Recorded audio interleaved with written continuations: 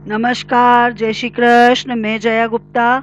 इस वीडियो में मैं पद्मिनी एकादशी की व्रत कथा और उसका महत्म्य लेकर आई हूँ। कहते हैं, पद्मिनी एकादशी का व्रत जो करे मनवांछित फल पाए, सारे पापों से मुक्ति मिले, सीधे बैकुंठ को जाए। एक दिन युधिष्ठिर ने भगवान श्री कृष्ण से कहा, हे प्रभु, अब आप मुझे मलमास के शुक्ल पक्ष की एकादशी का नाम, उसकी कथा और उसके व्रत की क्या विधि है, ये सब विस्तार पूर्वक समझाइए। मेरी जानने की इच्छा है। तब भगवान श्री कृष्ण कहते हैं, हे पांडुनंदन, मलमास के शुक्ल पक्ष में जो एकादशी होती है उसे पद्मिनी एकादशी कहते हैं। यह अनेक पुण्यों को प्रदान करने वाली एकादशी होती है।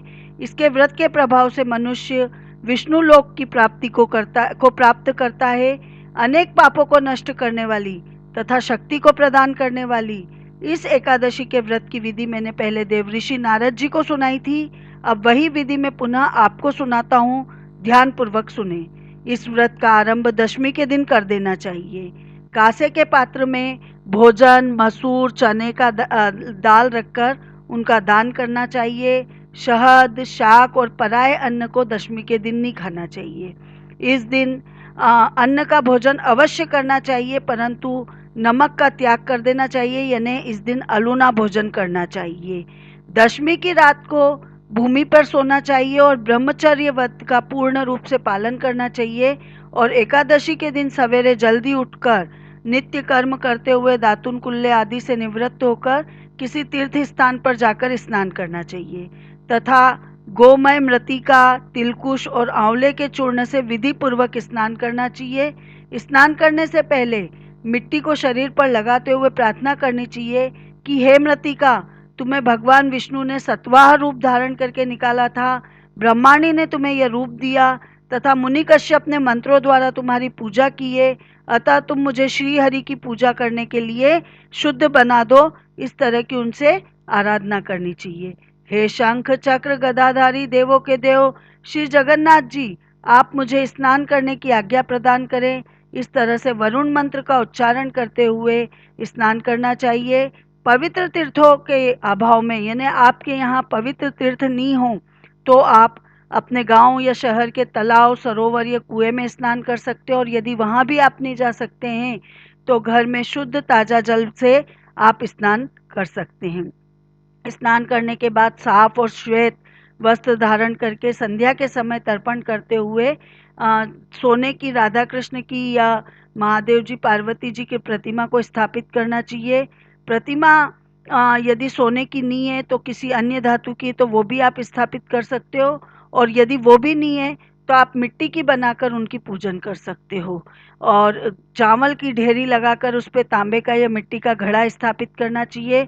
उस घड़े में, यानी कलश में, गंध और वस्त्रों को उससे सजाना चाहिए। उसके मुंह पे तांबे या चांदी का एक बर्तन रख के उस पे भगवान श्री हरि विष्णु की प्रतिमा को रखकर और उनकी धूप, दीप, नैवेद्य आदि से और चंदन और पुष्प वगैरह सजा चढ़ाते हुए उनके ऊपर और पूजा करनी चाहिए।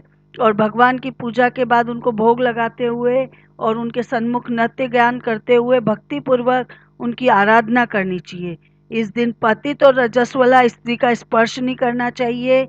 असत्य भाषण, ब्रह्मा जी और गुरु जी की निंदा नहीं करनी चाहिए तथा भक्त हृदय पुरुषों की संगति करते हुए भगवान के सम्मुख पुराणों की कथा सुननी चाहिए। इस मलमास की शुक्ल पक्ष की एकादशी के दिन निर्जला व्रत किया जाता है। पर यदि व्रती अशक्त है, बीमार है या कमजोर है तो वो जलपान या शुद्धाहार से भी व्रत कर सकता है। इसमें प्रतिपहर श्री महादेव जी की या विष्णु जी की पूजा की जाती है। पहले प्रहर में पूजा करने के लिए नारियल, दूसरे प्रहर में पूजा करने के लिए बिल्वपत्र और बिल्ले का जो फल होता है वो, या तीसरे प्रहर में पूजा करने के लिए सीताफल और चौथे प्रहर में नारंगी और सुपारी भगवान श्री हरि विष्णु को अर्पित किए जाते हैं।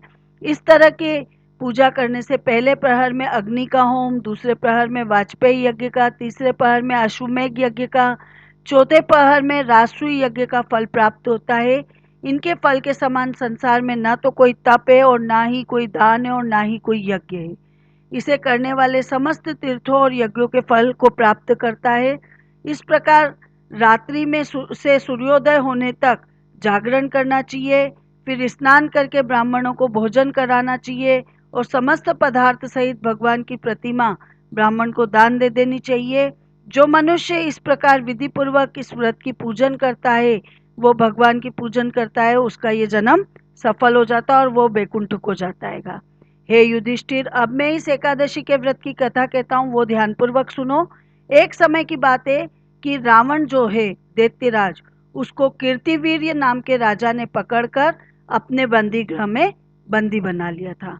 तो मुनि पुलत्स्य जी उन कीर्तिवीर्य के पास जाते और उनसे विनय करके प्रार्थना करते और रावण को मुक्त कराते हैं।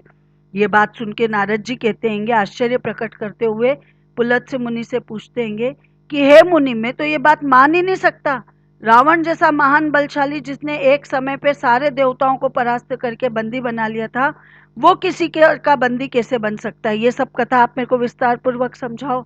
तो मुनि पुलत्स्य जी नारद जी से बोलते हैं कि हे नारद जी, मैं सबसे पहले आपको कीर्तिवीर्य की उत्पत्ति की कथा बताता हूँ, फिर ये बात बताऊंगा।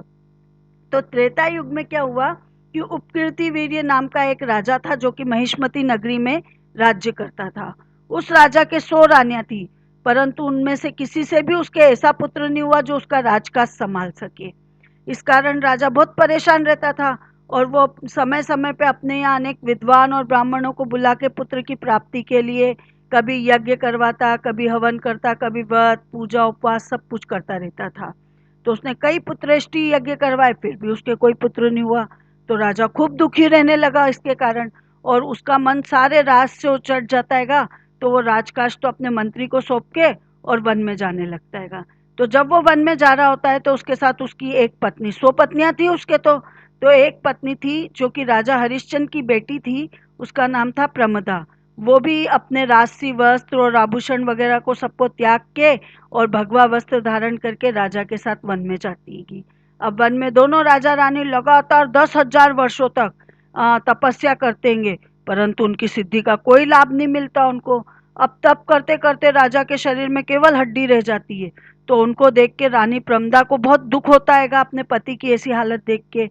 तो वो एक दिन साहस करके विनय पूर्वक माता अनुसुईया से पूछती है कि हे माते, मेरे पति ने पुत्र की कामना से हजारों वर्ष तक घोर तप किया, किंतु हमारा कार्य सिद्ध नहीं हो रहा है। अतः माता, आप कोई ऐसा उपाय बताओ जिससे हम पुत्र को प्राप्त कर सके। तब अनुसुईया बोलती है कि हे रानी, मल मास की जो पद्मिनी नाम की एकादशी आती है, शुक्ल पक्ष की और कृष्ण पक्ष की जो परम नाम की एकादशी आती है, तुम उनका व्रत करो, उस दिन जागरण करो, तो विष्णु भगवान की कृपा से तुम्हारे अवश्य पुत्र की प्राप्ति होगी।